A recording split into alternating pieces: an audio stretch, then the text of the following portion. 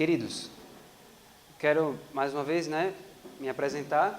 Meu nome é Ivan, creio que quase todos me conhecem, ou todos me conhecem, mas para mim é um privilégio muito grande poder participar desse congresso junto com o Cameron, trazer as mensagens e com todos vocês. E as palestras que eu irei estar trazendo aqui, todas estão baseadas em um livro que também vai estar em breve, saindo aqui no Brasil, que é o livro A Promessa do Espírito Santo. Esse livro, A Promessa do Espírito Santo, o que constitui esse livro são os sermões de W.W. Prescott. W.W. Prescott, ontem o irmão Cameron estava aqui pregando, e ele falou sobre Minneapolis e a mensagem de 1888. Eu vou falar um pouquinho de como foi minha experiência ao ler o livro dele, que não foi ele que escreveu, mas foi ele que estava palestrando e alguém escreveu. Mas o livro de Prescott, esse livro em especial, A Promessa do Espírito Santo, é a tradução de sermões de Prescott na Conferência Geral de 1893. Alguém aqui já leu o livro Materiais de 1888? Pronto, nós temos 4 volumes. Ok. Tem alguns outros livros também que tratam da história de Minneapolis. Prescott, W.W. Prescott, era um pastor adventista e ele estava presente em Minneapolis. Ele estava ali ouvindo quando Jones e Waggoner se levantaram, e começaram a pregar sobre a justificação pela fé. Prescott era um dos pastores que estava ali sentado e começou a ouvir as mensagens. Porém, justamente pelo fato de haver uma discussão ali sobre o chifre pequeno e outras coisas, o contínuo, na verdade, e a lei em Gálatas e outras situações que aconteceram em Minneapolis, começou-se uma série de brigas realmente, discussões acaloradas e tudo isso. O Espírito de Cristo foi para longe, de muitas pessoas que estavam ali em Minneapolis, e Prescott, ao contemplar aquelas coisas, ele falou assim: eu vou embora, eu não vou ficar aqui, não quero mais contemplar esse tipo de coisa. Então, Prescott, quando ele ouviu aquela mensagem, de início para ele não fez muito sentido, mas quando ele viu a oposição e tudo isso, ele falou: eu não quero participar mais disso. E Prescott foi embora. Prescott foi embora antes mesmo que a conferência de Minneapolis terminasse. Mas outra pessoa quis ir embora, Ellen White. Ellen White também desejou ir embora da conferência de Minneapolis e ela se propôs a sair de Minneapolis e ir embora. Mas se você já leu o livro Materiais de 1888, você vai ver que ela diz assim: quando me propus a deixar Minneapolis, aí ela diz agora o que foi que aconteceu. O Senhor aí deu uma visão a ela e disse: olha, você não vai sair daí, você ainda tem uma obra para fazer nesse lugar. Não é contra ti que eles estão se levantando, mas é contra mim e contra os meus mensageiros que eu tenho enviado. Então veja, Jesus não permitiu a Ellen White sair de Minneapolis, ele disse: você vai ficar, você tem que ficar, porque existe uma obra para você fazer. Mas W.W. Prescott foi embora. E o que aconteceu com ele? Certamente, quando ele chegou em casa, aquilo ficou martelando a mente dele. E o que ele fez? Ele passou a estudar, ao longo dos meses seguintes, ele passou a estudar o conteúdo do que Jones e Waggoner tinham apresentado em seus discursos na conferência de Minneapolis. E o que foi que aconteceu? Alguém já leu um livro chamado No Poder do Espírito? Ok. No livro No Poder do Espírito, esse livro é tão incrível que eu não consegui parar de ler quando eu li pela primeira vez. Eu terminei de ler ele em um dia e meio. Por quê? O que aconteceu com W.W. Prescott? Ele voltou para casa, passou a estudar os sermões, e o que aconteceu no próprio livro No Poder do Espírito fala isso. O que aconteceu foi que ele mudou radicalmente os seus sermões. Prescott tinha mensagens preparadas já tinha sermões escritos, mas quando ele começou a entender a mensagem de 1888, ele reformulou todos os seus sermões. Todos. E o que aconteceu? Em 1895, Prescott estava na Austrália. Ellen White também tinha sido enviada para a Austrália, Eles separaram ali o trio, que era Ellen White, Jones e Waggoner. E aí a associação mandou ela para um lado, mandou Jones para outro, e Waggoner ficou em outro. E Ellen White estava na Austrália, que ela mesma disse que não foi o Senhor que designou isso, não era desígnio de Deus, que ela estivesse na Austrália, mas Deus, em sua santa misericórdia, permitiu que aquilo acontecesse. Então, lá estava Ellen White, na Austrália, em 1895, e Prescott começou a pregar ali na Austrália, né? Nas tendas. E o que aconteceu? Ellen White aí comenta, se você for ler o livro No Poder do Espírito, você vai ver que ela começa a comentar que quando ele começou a pregar aqueles sermões que estão registrados no livro No Poder do Espírito, as pessoas de outras denominações e pessoas não cristãs olhavam para Prescott e viam um semblante de Prescott iluminando, radiando aquele lugar como o sol. Elas viam a luz sair do rosto de Prescott ao pregar, e Ellen White fala que os descrentes olhavam para ele e falavam assim, esse homem é inspirado. No final das pregações de W. Prescott, o relato diz que as pessoas de outras denominações falavam assim, me dá esses sermões escritos, porque eu quero levar para a minha igreja. E Prescott falou sobre o sábado, Prescott falou sobre o domingo, mas Willie White, o filho de Ellen White, ele diz, o professor Prescott trouxe de uma forma tão arraigada no Evangelho a questão do sábado e o domingo, que é difícil você rejeitar. Ou seja, ele conseguiu trazer todas as doutrinas adventistas, que normalmente o Espírito de Profecia diz em 87, ela diz que as doutrinas eram secas, como os montes de Gilboa, ele conseguiu trazer essas doutrinas de uma forma viva. Ele conseguiu apresentar, inclusive, a questão do sábado e do domingo, trazendo Cristo nessa situação. E antes, os adventistas, o que é que eles faziam? Lei, lei, lei, até se tornarem secos como os montes de Gilboa, que Ellen White fala. Então, essas palestras aqui de W. Prescott, que nós iremos iniciar a partir de hoje, elas foram pregadas no Boletim da Conferência Geral de 1893, na Conferência Geral. E o Espírito de Profecia diz que aqueles que ouviram A.T. Jones, W. Prescott, O.A. Olsen e outros, nessas conferências, ouviram o convite divino que dizia, vinde, porque tudo já está pronto. O que significa isso? Se você for ler o livro A Mensagem do Terceiro Anjo, no prefácio, ali diz que se o povo tivesse ouvido aquela mensagem, compreendido aquela mensagem e levado aquela mensagem da forma como Deus enviou em Minneapolis ao mundo, nós já estaríamos na cidade de Deus.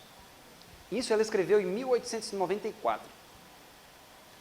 Nós já poderíamos estar lá. Obviamente não nós, né, aqui, que estamos aqui, porque nós nem teríamos nascido. Mas a Igreja de Deus já teria entrado na Cidade Santa desde 1890, porque no livro Anunciando o Alto Clamor do Cameron, você vai ver lá que ele traz uma citação de Ellen White lá, uma carta para Haskell, onde ela fala que 2 anos seriam suficientes para terminar tudo. Então, se nós temos uma mensagem tão poderosa que pode nos colocar na cidade em pouco tempo, nós precisamos compreender essa mensagem urgentemente, sim ou não? Já se passaram cerca de quantos anos? Muitos anos, muitos anos. E será que o povo de Deus tem compreendido a mensagem hoje? Muito pouco. Nós precisamos compreender essa mensagem. Então, eu queria projetar para vocês aqui, mas não vai dar, mas eu vou ler junto aqui com vocês o Boletim da Conferência Geral de 1893. Cada pessoa tinha um tema específico. Você vê, por exemplo, A.T. Jones, ele teve 24 sermões no Boletim da Conferência Geral. E ele falou sobre selamento, falou sobre chuva serôdia, falou sobre o Espírito Santo, falou de coisas assim maravilhosas. Se você ainda não leu o livro A Mensagem do Terceiro Anjo, de 1893, por favor, leia esse livro o mais rápido possível, porque a essência da mensagem se encontra naquele livro.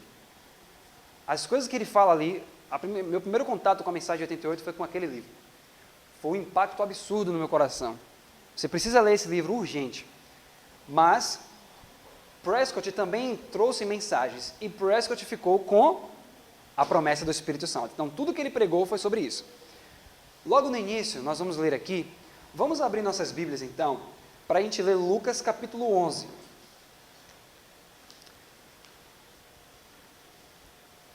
Lucas capítulo 11.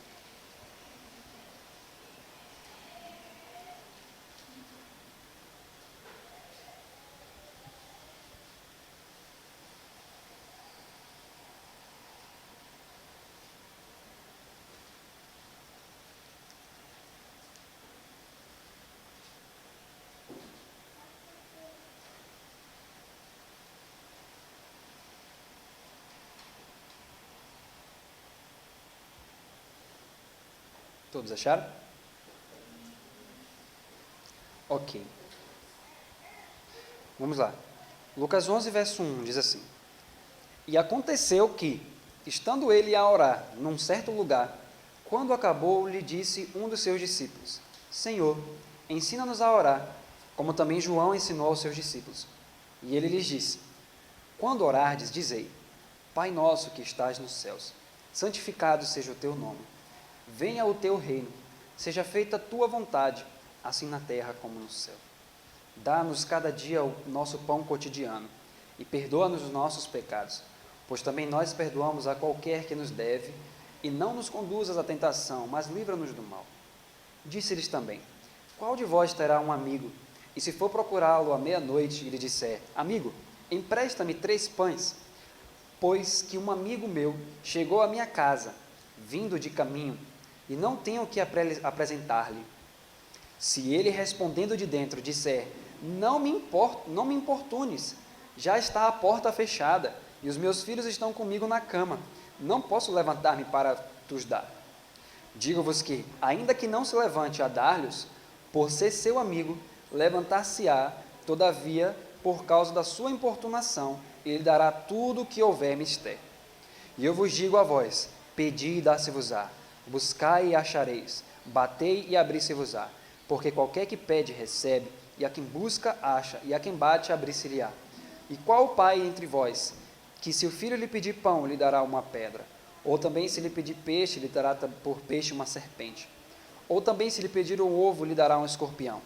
Pois se vós, sendo maus, sabeis dar boas dádivas aos vossos filhos, quanto mais dará o Pai Celestial o Espírito Santo aos que lhe pedirem. Então repare que coisa interessante. Em Lucas, ele diz: quanto mais o Pai Celestial dará o Espírito Santo aos que lhe pedirem. Mas em outro apóstolo, ele diz assim: dará boas coisas aos que lhe pedirem. Isso é interessante. O Espírito de Profecia fala sobre o dom do Espírito e os dons do Espírito. Para que a gente tenha os dons do Espírito, nós precisamos ter o dom do Espírito. O que significa isso? O dom do Espírito é o presente do Espírito. Deus dá o Espírito dele para nós como um presente, como algo que você pede e ele, pela sua graça, lhe dá. Agora vamos ver uma coisa interessante. Veja como Prescott começa o seu sermão e nós iremos estudar a partir disso.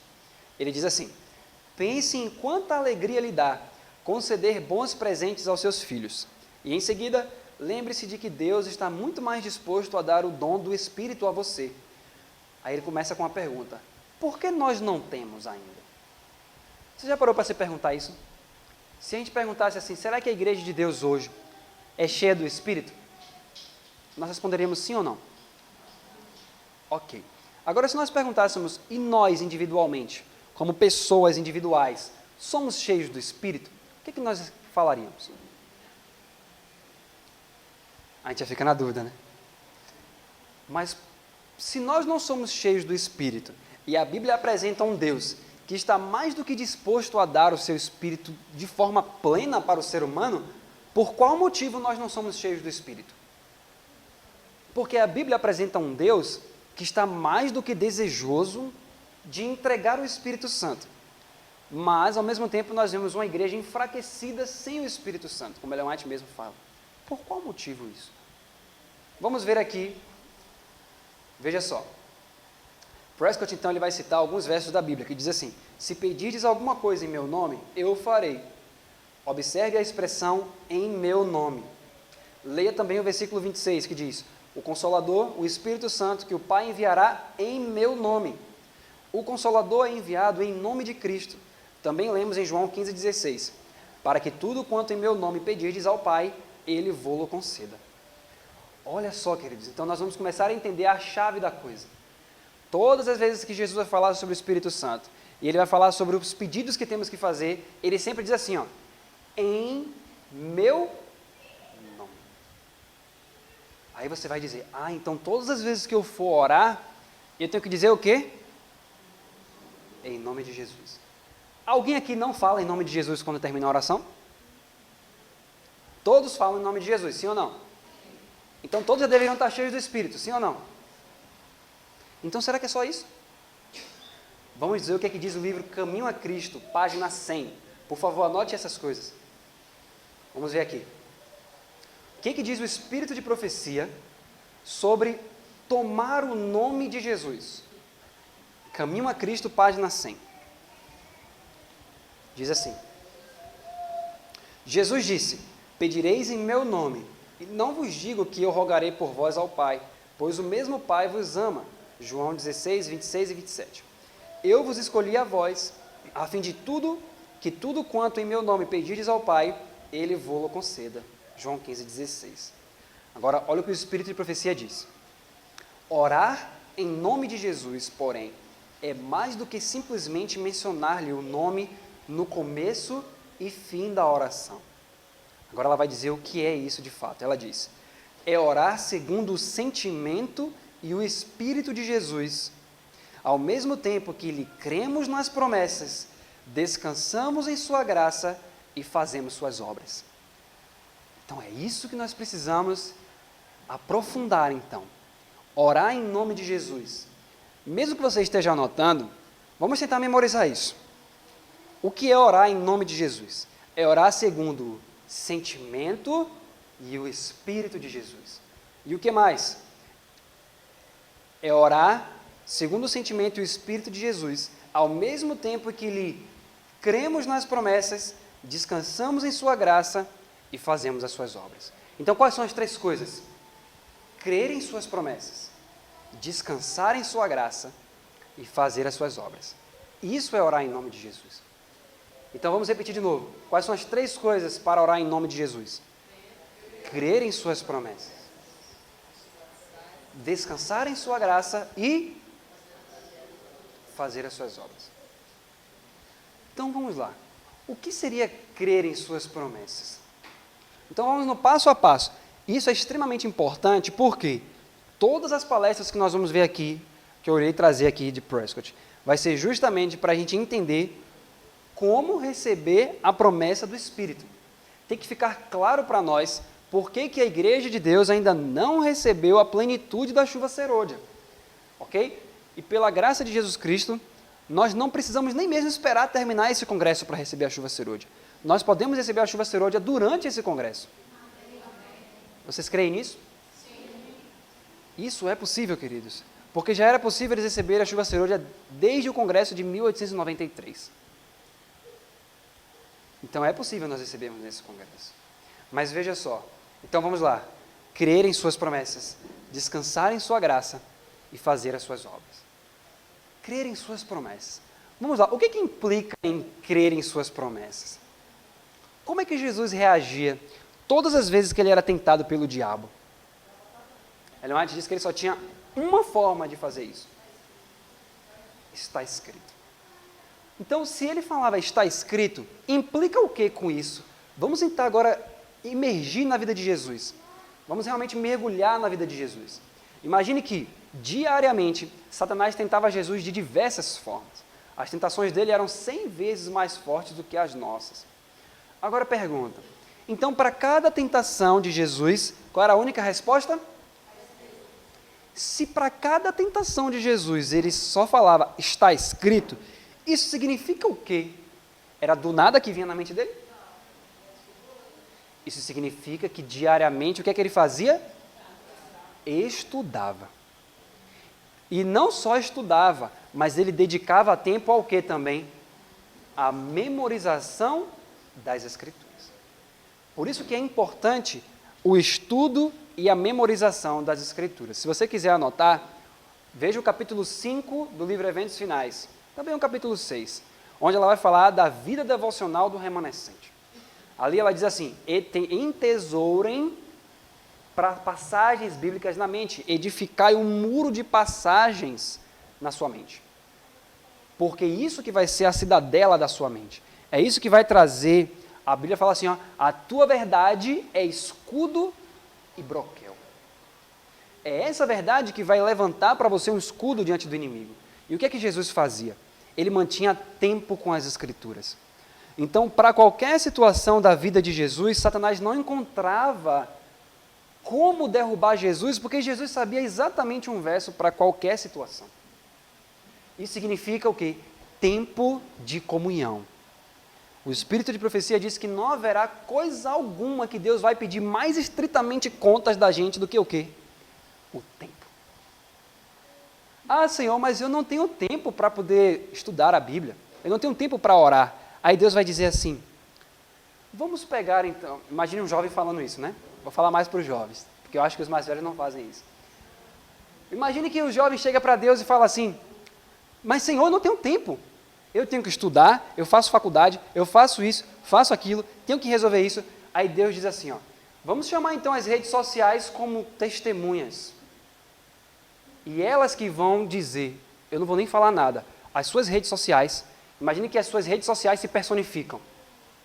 E diante do trono elas dizem, e Deus pergunta, quanto tempo ele passou essa semana? E aí o Instagram vai dizer assim, Senhor, essas são as horas que ele passou. Tantas e tantas horas. E aí por outro lado vem o Facebook. Senhor, essa semana ele passou tanto e tanto tempo comigo. Deus vai precisar falar mais alguma coisa para esse jovem? Como assim você não teve tempo? Eis aqui as testemunhas que estão dizendo que você tinha tempo. Imagine se Deus agora fala, mas Instagram, desse tempo que ele passou com você, quanto tempo foi assistindo vídeo inútil? Aí o Instagram vai dizer, Senhor, foram muitas horas. Vídeos que não iam acrescentar em absolutamente nada na vida dele. Mas lá estava ele, assistindo o tempo todo vídeo de dancinha, assistindo vídeos que aparentemente para ele pensava que poderia ser bom, mas não era. E esse tempo que ele estava comigo, Senhor, era melhor ele estar contigo. O que é que o Espírito de profecia diz? Ela diz assim, o anjo colocava em uma balança os pensamentos dos jovens.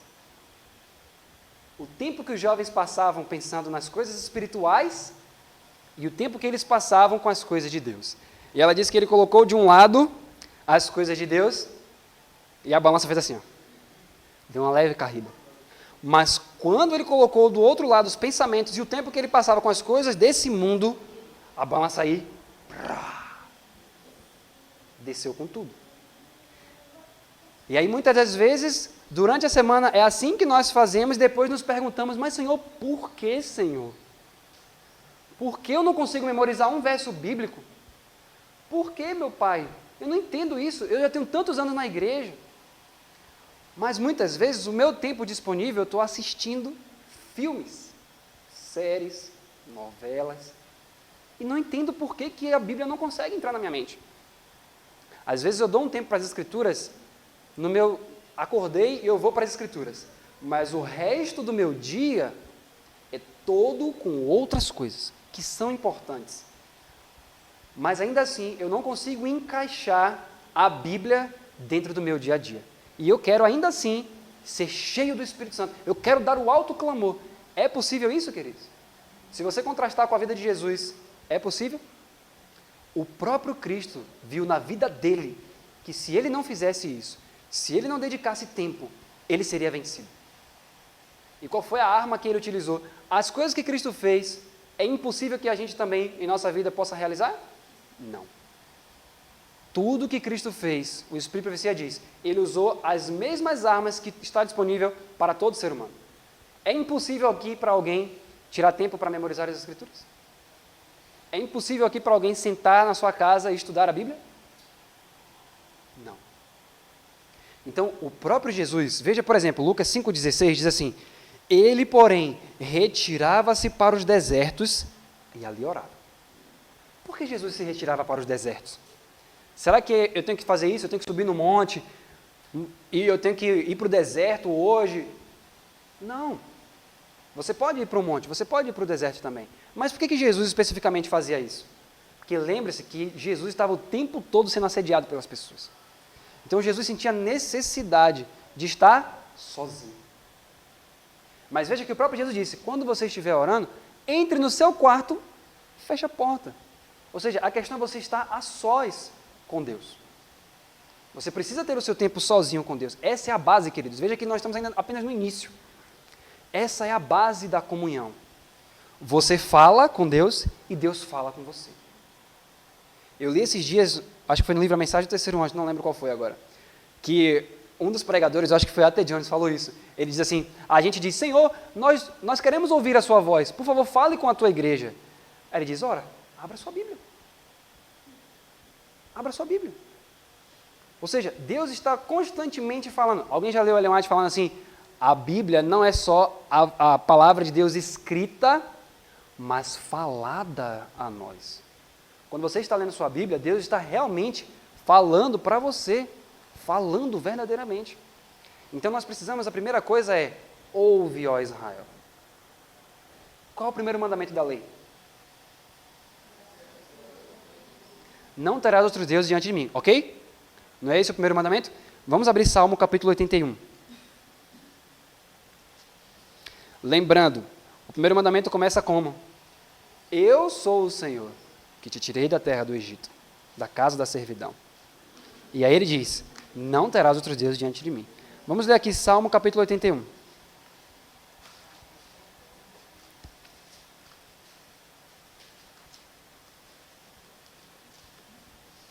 Salmo capítulo 81. Então veja só, quando nós olhamos para os 10 mandamentos, nós iremos falar muito sobre isso essa semana, esse final de semana. O primeiro mandamento diz, eu sou o Senhor teu Deus que te tirei da casa do Egito da casa da servidão. E aí logo depois ele fala, não terás outros deuses diante de mim. Quando você passa a entender a mensagem de 1888, você vai percebendo que realmente aquilo não se torna mais uma ordem. Eu entendi isso quando eu li o livro Concerto Eterno, né? Para mim ficou muito claro aqui. Para mim é o melhor livro do Wagner, é Concerto Eterno. Para mim é o livro mais abarcante e realmente quando eu li aquilo eu fiquei muito impressionado. E você passa a enxergar que os 10 mandamentos são 10 promessas. Então, em vez de você olhar para os 10 mandamentos como assim, você não vai ter outros deuses diante de mim. Se você tiver, você vai se perder. Condenação. Olha, não terá outros deuses diante de mim. Está me ouvindo? Não vai ter outros deuses diante de mim. Em vez de você enxergar isso, você passa a enxergar um Deus prometendo. Filho, você não vai ter outros deuses diante de mim. É um convite da graça. Uma promessa. Olha, filho, não farás para ti imagens de escultura. É isso que você... É como se Deus estivesse apresentando sua nova vida em Cristo Jesus. Você foi ressuscitado em Cristo Jesus e agora, meu filho, você não vai ter outro Deus diante de mim. Agora que você foi morto em Cristo Jesus e ressuscitado, não farás para ti imagens de escultura. Agora que você é uma nova criatura, não tomarás o santo nome do Senhor teu Deus em vão. Essa é a nova perspectiva da graça. Existe a lei em tábuas de pedra e existe a lei em Cristo. A lei em Cristo lhe diz isso. Então veja que o próprio Deus agora, o primeiro mandamento é, não terás outros deuses diante de mim. Mas veja o que o próprio Deus diz no Salmo 81. Salmo capítulo 81, verso 6. Tirei de seus ombros a carga, as suas mãos foram livres dos cestos. Louvado seja Deus. Verso 7. Clamaste na angústia e te livrei. Respondi-te no lugar oculto dos trovões. Provei-te nas águas de Meribá. Aí olha o que Deus pede agora no verso 8. Ouve-me, povo meu, e eu te atestarei. Ah, Israel, se me ouvires. Veja que o próprio Deus está dizendo assim, ó, ah, Israel, se me ouvires. Veja que é um anseio de Cristo. Quando você vê Parábola de Jesus, página 69, Ellen White fala assim, Cristo aguarda com fremente desejo a manifestação de si mesmo em sua igreja. O que é fremente desejo? É algo que está ali pulsando dentro dele. E aqui você vê isso no Salmo 81. Ah, Israel, se me ouvires. Esse é o fremente desejo. E Jesus está ansiando, querendo, pedindo, ah, Israel, me ouve. Porque se Israel ouvir, o que vai acontecer com Israel? Olha o verso 9. Não haverá entre ti Deus alheio, nem te prostrarás ante um Deus estranho. Eu sou o Senhor teu Deus, que te tirei da terra do Egito. Abre bem a tua boca e te encherei. É isso que Deus está pedindo. Ouve-me, Israel. E como é que eu ouço Deus? Através da contemplação das Escrituras. Então, o que Deus está pedindo para a gente é, meu filho, ouve-me, tira tempo. Às vezes a gente ouve as mensagens e a gente começa a entender, tenho que mudar minha alimentação, tenho que mudar meu vestuário, tenho que mudar minha música. a forma como eu ouço, tenho que mudar minha conversação, tenho que mudar isso. E aí começa-se uma lista de coisas e eu começo a dizer, eu não consigo, estou perdido. Porque o que é que a gente faz? Em vez de ouvir o Senhor e Ele vai direcionar você a fazer isso, nós queremos fazer as coisas por nós mesmos. Queremos agradar a Deus, da nossa forma. Não pode ser assim. Ele está dizendo, Israel, se me ouvires. E é isso que Jesus fazia. O Espírito de Profecia diz que frequentemente o sol encontrava Jesus assim que ele saía. Ele já encontrava Jesus aonde? No lugar de comunhão. Porque Jesus sentia necessidade. Tudo parte do senso de necessidade. Precisamos clamar ao Senhor para que Ele coloque em nós o senso da necessidade do Espírito Santo. Porque esse senso o nosso próprio Salvador sentia. Nós ainda vamos falar essa semana sobre selamento. E vamos falar sobre Jesus em relação ao selamento. Nós vamos enxergar toda a perspectiva adventista em Jesus. Tudo. É incrível. Vamos continuar. Isso foi apenas a pontinha. Quando ele diz, crermos em suas promessas, descansarmos em sua graça e fazer as suas obras. Isso é o que está envolvido em crer em suas promessas.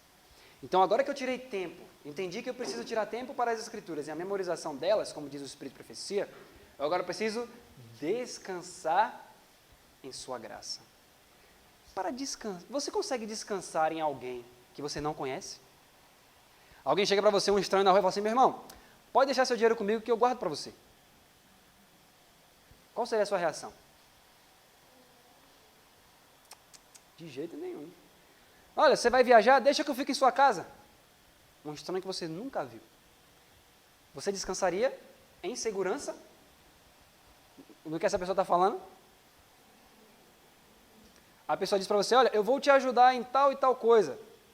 Você só confia no que essa pessoa fala porque você conhece. Então, quando ele diz descansar em sua graça, é porque você conhece a graça.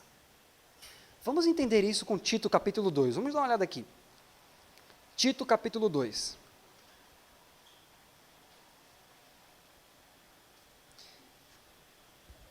Tito 2. Gente, o tempo voou. Que isso? Está só no início, já são 10h20. Então a gente deixa a parte 2 para de tarde. Vamos lá.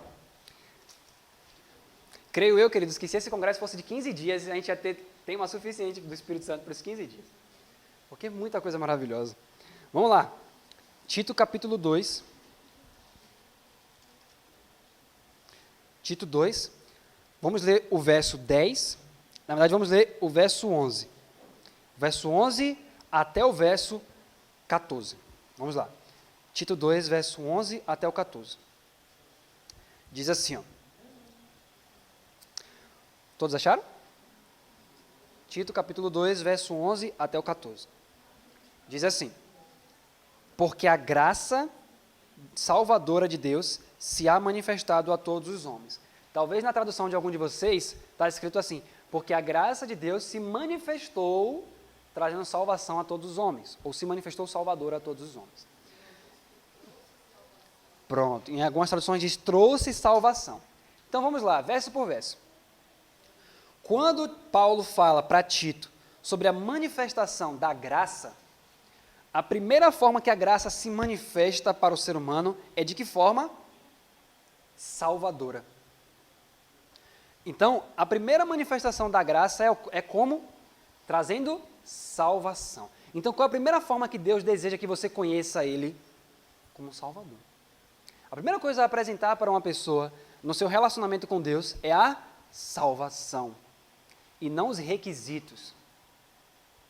É a salvação de Deus. Segunda coisa, verso 12. Qual é a próxima coisa que a graça faz na vida de um ser humano? Verso 12. Ensinando-nos. Então primeiro ela se manifestou salvadora e depois o que ela faz na vida do ser humano? Ensina. Agora sim. Ensinando-nos que, e o que ela vai ensinar para o ser humano? Verso 12. Renunciando à impiedade e às concupiscências mundanas, vivamos nesse presente século, sóbria, justa e piamente. Então, agora que a graça trouxe salvação para o ser humano, qual é a próxima coisa que ela vai fazer? Ela vai te ensinar a renunciar às concupiscências mundanas. Vamos trazer isso para uma coisa mais atual. O que seria concupiscências mundanas em 2023? Vamos entender isso de forma prática, para a gente entender o que é isso. Como é que a graça vai me ensinar a renunciar às concupiscências mundanas? Vamos ver, abrir outro verso bíblico para a gente poder ver isso. 1 João capítulo 2, vamos ver aqui. 1 João capítulo 2. E aí nós vamos entender isso de forma clara. O que seria isso? O que é que a graça vai fazer comigo então, depois que ela se manifesta salvadora?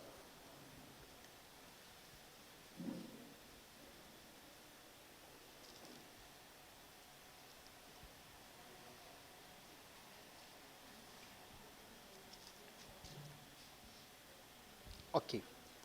Todos acharam? 1 João, capítulo 2. Eu estava olhando outro verso aqui. 1 João 2. A partir do verso 15. Vamos dar uma olhadinha aqui em 1 João 2, verso 15. Diz assim, ó, não ameis o mundo, nem o que no mundo há. Se alguém ama o mundo, o amor do Pai não está nele. Porque tudo que há no mundo, a concupiscência da carne, a concupiscência dos olhos e a soberba da vida, não é do Pai, mas do mundo. E o mundo passa e a sua concupiscência, mas aquele que faz a vontade de Deus permanece para sempre. Então, tudo que há no mundo, os desejos do mundo, a rotina do mundo, a cultura do mundo, não procede do Pai, mas do mundo. A forma como o mundo se veste, a sexualização da vestimenta, as coisas que são entretenimento do mundo, as séries, os filmes, os jogos, tudo isso, o que é que a graça vai fazer? Ela vai te ensinar a renunciar a essas coisas. Mas veja que ela faz isso depois que ela traz salvação para você. Ou seja, o que é que a graça faz com você? Ela te mostra quão maravilhoso você tem um Salvador tão maravilhoso, e ao contemplar esse Salvador, você diz, eu não posso, de maneira alguma, trair esse Salvador. Quando você começa a olhar Ele, e você passa a enxergá-lo como o desejado de todas as eras, ou todas as nações, como dizem Ageu, quando você passa a enxergar Ele como aquele que vem com a bandeira entre 10.000, o mais notável entre 10.000, como dizem cânticos, quando você passa a enxergar Ele dessa forma, e você passa a ter comunhão com Ele, e entende que Ele é um Salvador pessoal, nós vamos falar sobre isso ainda nas próximas palestras, quando você entende isso, você diz, eu não posso perder meu tempo com essas coisas. Provérbios capítulo 24, no verso 9, tem um verso que é muito forte. Na minha tradução aqui diz assim, o pensamento do tolo, mas se você for ver na tradução original da King James, fala assim, ó, o pensamento de tolice é pecado. Provérbios 24, verso 9. Deixa eu te fazer uma pergunta.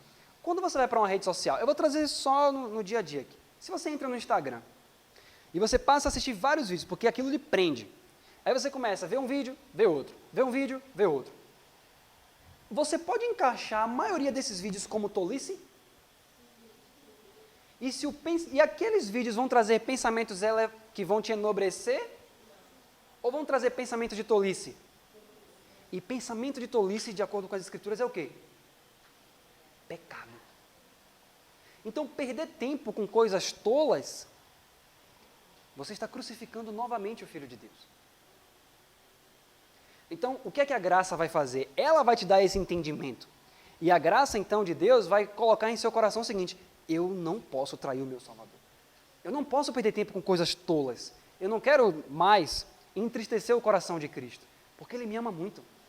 Ele está disposto a ter um relacionamento comigo. Como que eu vou, então, trair o meu Salvador, enquanto eu me divirto nos meus deleites, que são do mundo, lá está o meu Salvador sendo crucificado novamente.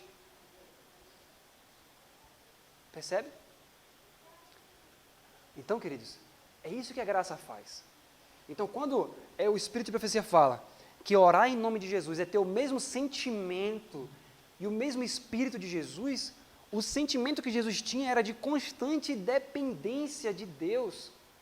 E veja que para ele não era uma poesia falar, olha, não vivo mais eu, mas Cristo vive em mim, como Paulo falou. Para Jesus não era poesia falar assim, não não sou eu quem fala essas coisas, mas o Pai que está em mim é quem fala. O que Jesus estava dizendo com isso? Era esse o mistério do Evangelho, queridos. 2 Coríntios 5,19 diz, Deus estava em Cristo. Aí Filipe fala assim para Jesus, Senhor, mostra-nos o Pai e isso nos basta. Olha a resposta de Jesus. Filipe, há tanto tempo estou convosco e não me tendes conhecido? Quem me vê a mim, vê o Pai. Como dizes tu, mostra-nos o Pai? Será que ele estava falando de uma forma bonitinha para Filipe? Ou aquilo era a realidade da vida dele? Deus estava em Cristo Jesus. Esse foi o mistério do Evangelho. Jesus ele se esvaziou de tal forma dele mesmo, que o próprio Pai pôde habitar em sua plenitude através de Jesus. Esse foi o mistério do Evangelho. Por isso que em Colossenses 1:27, quando fala do mistério do Evangelho para esses últimos dias, qual é o mistério que estava oculto e que agora foi revelado? Cristo em vós. De tal forma que as pessoas podem verdadeiramente olhar para a nossa conversação, para as nossas palavras, e elas não vão mais enxergar você. Elas vão enxergar Cristo falando. E não só os seres humanos, porque às vezes a gente se preocupa tanto em dar bom testemunho, né? Mas não só para os seres humanos, mas para os anjos.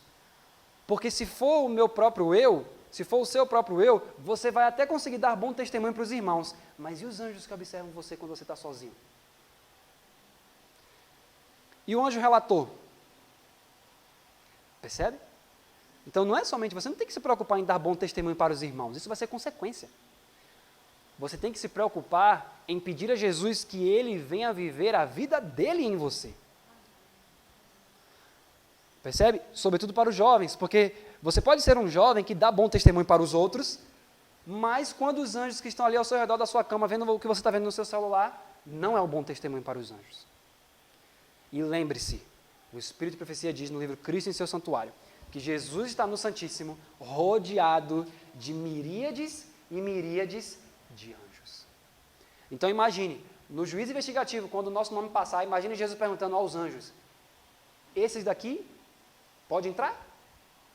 Qual vai ser o testemunho uníssono dos anjos?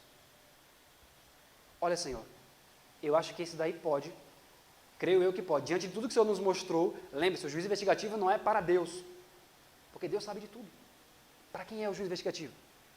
Quem é necessário ver todos os relatos da nossa vida? Os mundos não caídos e os anjos. Por qual motivo? Porque tem que ficar estabelecido de que nós realmente podemos entrar na nova terra e o pecado nunca mais se levantará. Nós somos dignos de confiança. Você percebe que coisa terrível isso? Então os próprios anjos vão dizer, sim, Senhor, baseado em tudo que o Senhor nos mostrou, nos pensamentos, nas palavras dessa pessoa, nos atos, em tudo isso, essa pessoa pode entrar. Nós queremos sim recebê-lo aqui. Tal será o testemunho de muitas pessoas. E aí Jesus dirá o quê? Vinde benditos de meu Pai. Benditos, ou seja, aqueles que foram benditos, que têm um bom testemunho, que todos podem olhar para a vida dessa pessoa e dizer, realmente, não era mais ela, eu só vejo Cristo nessa pessoa. Isso, querido, significa descansar em sua graça, saber que o que Deus prometeu, Ele é fiel para cumprir. Por isso que a mensagem de 1888 sempre traz o poder da palavra de Deus. Porque, veja, a partir do momento que você entende que o mesmo Deus que disse haja luz e houve luz, é o Deus que promete para você, sede santos porque eu sou santo. Pare para pensar, quando ele disse assim, ó, haja luz, ele precisou ir lá botar a mão para fazer a luz? O que foi que operou o milagre? A palavra. Então a palavra cria. Quando ele diz assim, sede santos porque eu sou santo, ele está pedindo para você agora começar a se esforçar na santidade, ou para que você creia nessa palavra e descanse nessa palavra, que a mesma palavra que foi pronunciada é a palavra que vai operar isso em você. É isso que ele quer de você. Quantas vezes Jesus ensinou isso para a gente nos evangelhos? Mateus capítulo 8. Senhor, se quiseres, bem podes limpar-me. Quero, fica limpo. E o que foi que aconteceu? Ficou limpo. E o que operou o milagre? A palavra. Senhor, meu criado jaz em casa. Meu servo está lá em casa, Senhor, está doente. Aí Jesus fala, eu irei curá-lo. Não, Senhor, não precisa. Não sou digno de receber-te debaixo do meu telhado. Disse somente uma palavra. Porque eu também sou homem sujeito. E eu tenho homens sujeitos a mim. Eu digo a esse, vai, e ele vai. E eu digo ao outro, vem, e ele vem. Ou seja, a minha palavra também tem poder. E eu sou apenas um homem. Quem dirá ao Senhor que é o Filho de Deus? Nem precisa o Senhor ir lá, então somente fale. Vai ser suficiente. O que é que Jesus disse? Vai. Jesus não precisou falar, eu agora declaro diante de todos os anjos a cura do seu servo. Precisou? Vai. Olha o poder da palavra de Deus. Essa mesma palavra diz para você, sede santos porque eu sou santo. Se você crê e descansa nessa promessa, a palavra opera isso em você. Mas como que a palavra vai operar em mim se diariamente eu esqueço dessa palavra? Como que essa palavra vai operar em mim se eu ouço a palavra aqui, daqui a 10 minutos eu já estou conversando sobre outra coisa e a palavra já foi embora da minha mente? Você já parou para pensar que todas as vezes que você peca, vou dar um exemplo, alguém vem falar uma coisa para você, você se estressa. Você tem a certeza, é porque você não lembrava das Escrituras. Você não estava meditando em Jesus. E a pessoa veio falar uma coisa com você e você não sabia nenhum verso bíblico para falar para aquela pessoa, para falar no momento da tentação. Eu vou dar um exemplo. Quantos já leram o livro Desejado de Todas as Nações? Ok. Os primeiros capítulos, capítulo 7, capítulo 8, capítulo 9. Aquilo é arrebatador de ler. Você vê Jesus como um adolescente. E a Ellen White fala assim, chegavam para ele e falavam assim, olha, por que você não vai brincar com as outras crianças de Nazaré? Por que você não vai brincar da mesma forma que eles brincam? Aí ele falava, está escrito, folgo mais com o caminho dos teus testemunhos do que com muitas riquezas. Jesus citou o Salmo 119, verso 14. Aí depois perguntaram para ele, por que te aplicas a ser tão singular? Por que é tão estrito assim? E ele foi lá e citou Provérbios. Aí perguntaram para ele, por que você não vai brincar com a gente fazer coisas erradas? Os irmãos dele chamando ele para fazer coisa errada e chamaram ele de covarde. Aí ele falou assim, está escrito, o temor do Senhor é o princípio da inteligência. O temor do Senhor é o princípio da inteligência. Olha só que coisa interessante. Jesus, ele disse sempre, todas as vezes que ele citava as Escrituras, ele estava citando aleatoriamente? Exato. Para aquela circunstância específica, ele citava. Nessa última situação, ele citou Jó 28, 28, que o texto completo fala assim, ó, o temor do Senhor é desviar-se do mal, e o apartar-se do mal é a inteligência. Agora, deixa eu fazer uma pergunta. Imagine que alguém chega para mim hoje e eu recebo uma ligação. E é a ligação do trabalho, um exemplo. E a pessoa fala de alguma coisa que aconteceu e tal, e aquilo eu vejo assim, não era para acontecer isso. Não acredito que a pessoa fez isso. Naturalmente, o que vai acontecer dentro de mim? Ira. E a pessoa fez uma coisa que ela poderia evitar e tudo. E agora, o que é que eu faço? Nesse exato momento eu posso fazer o que Jesus fez. O que é que eu posso fazer? Citar as Escrituras, crendo que a palavra vai operar em mim. Mas eu te pergunto, e se não vier nada na minha mente? Eu vou dar outro exemplo. Quantos aqui querem participar do Alto Clamor e pregarem essa mensagem com poder? Ok. Imagine em Atos capítulo 2, eu sempre gosto de falar isso, porque realmente isso é muito interessante. Imagine Pedro diante de milhares de judeus, e ele recebe o Espírito Santo, e ele tem que pregar sobre Jesus para milhares ali. Imagine Pedro lá em cima falando, e aí ele, peraí, estou sem o pergaminho. Pessoal, espera aí um pouquinho que eu vou ali rápido, na minha casa, e vou pegar ali os pergaminhos para poder falar algumas coisas, mas espera aí rapidinho, vou lá e volto. Ia ter o mesmo efeito?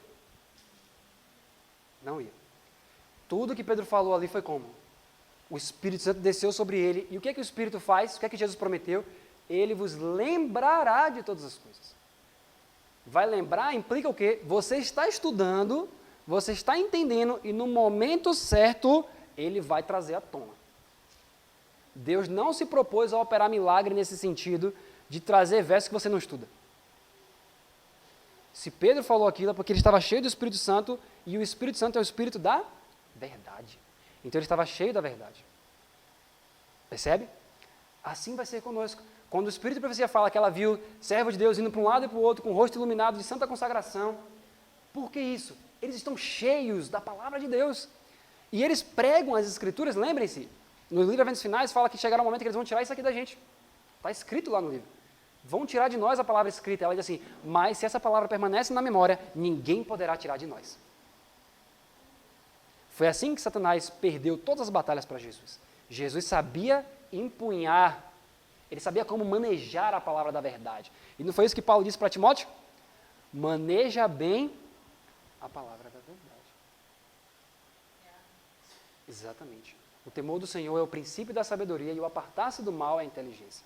Então nós precisamos temer a Deus e dar-lhe glória. Mas para isso, eu preciso fazer 3 coisas. Você já memorizou as 3 coisas? Quais são as 3 coisas? Crer em suas... Vamos falar em uníssono. Crer em suas promessas.